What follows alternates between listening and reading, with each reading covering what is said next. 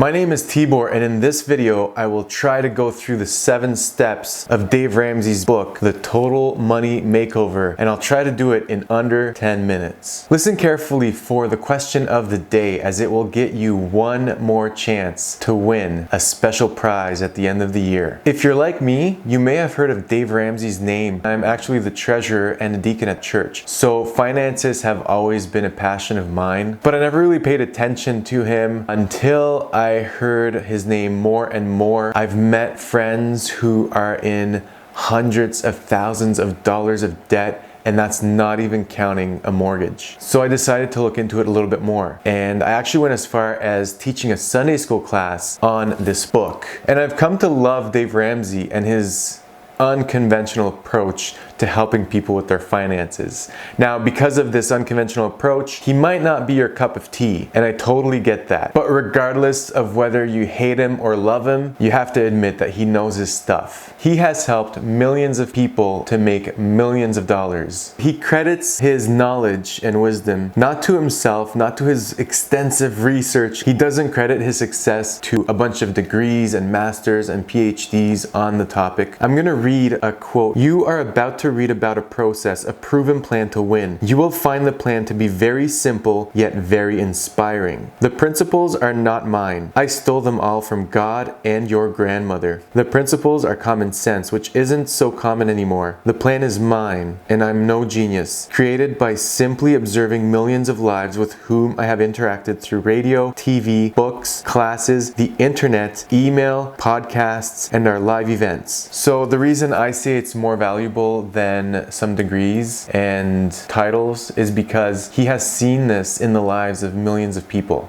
So he's broken it down into 7 steps, and I find it really helpful to have instructions to no matter what. And just to illustrate how important it is to have good instructions, I want to talk about a barbecue, or as Southerners would call it, a grill. In 2010, we bought our first barbecue, and I followed the instructions, I thought perfectly, until I got to the very end. I realized I put the tub on backwards, so I had to take it all apart and then put it all back together properly. The instructions were not simple, short, and clear. That's where Dave Ramsey's book differs. He lays out 7 steps to building wealth. It's a proven method, and it's simple but very effective. The main principle of his approach is it is actually 80% behavior and 20% math. So you could have these steps laid out perfectly, and you could try to follow them well, but if you don't change your attitude towards money, which I touched on a few videos ago, you will not find success. You will give up, you'll get frustrated, you'll say it doesn't work. But Dave Ramsey guarantees that if you follow the 7 steps and you change your attitude and how you view money, you will be guaranteed to succeed in the area of finances. Now,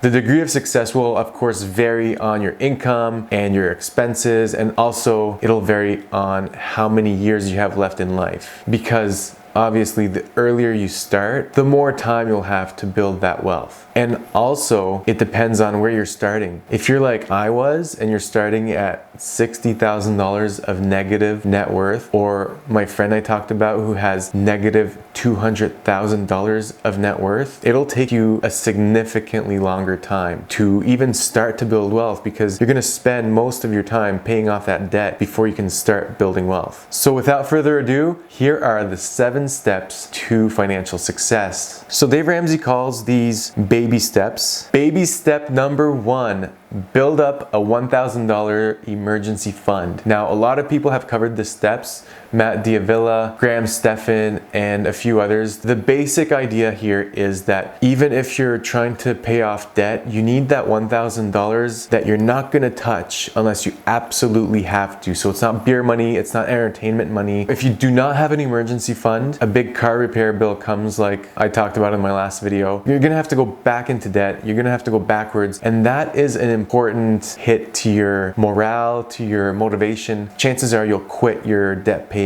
plan. Baby step number 2, pay off all debt using the debt snowball. Now, again, a lot of YouTubers have covered the debt snowball, and I will go into depth in one of my next videos. But basically, you lay out all your debts. You don't lay them out in order of interest. You don't lay them out in order of time frame. You lay them out in order of amount of principal owing on the debt. So let's say you have a $500 credit card and that's your smallest one. You put that one as number 1. Then number 2, maybe a car loan, you only have $2,000 left, good on you. And maybe number 3 is your line of credit and you have $10,000 left. You're gonna start with your $500 one. You're gonna pay that off. Let's say your minimum payments are only $40 a month. You're gonna increase that to $100, but you're gonna keep paying the payments on the other 2 things. So $100 a month in maybe 6 months, that'll be paid off. And if your car payment was $600 a month, now you're gonna add that $100 to your car payment, increase it to $700 a month, and you're gonna pay that off significantly faster. Let's say your line of credit minimum payments were $100 a month. Now the $700 a month, as soon as you pay off your car, will be added to that. Now you're throwing $800 a month towards that $10,000 of debt, and that'll be paid off fairly quickly now. So you see how every time you pay off something, you're adding more to the next debt, and you're gonna attack it and focus on that. You're gonna keep paying the minimums on all the other ones, but this not only pays it off exponentially faster, it gives you victories, and that is huge for morale booster and motivation. So it's not efficient, because the most efficient way would be to start with the credit card loan. Obviously it's 20% roughly, and then it might be the line of credit next, because that might be a 7%, and your car may be as low as 0%. So that might be the order that mathematically makes sense, but just to boost morale and to give you confidence and motivation, you want to lay them out by smallest principal to largest principal. Step number 3, a 3 to 6 month worth of expenses of an emergency fund. And this is where I failed, because I thought this was not something that was important. But then if you go back to my last video, you'll see we got a bunch of bills hit us at the same time, and it kind of made us have to stop investing at this critical time where the markets are all low and it looks like they're starting to rebound, but we have to stop investing, which is killing me. But then we have the bills that we have to pay, and I don't want to take my money out of the investments to pay the bills because we're only up by a couple $100. I don't want to take the money out now because it looks like the markets are going up.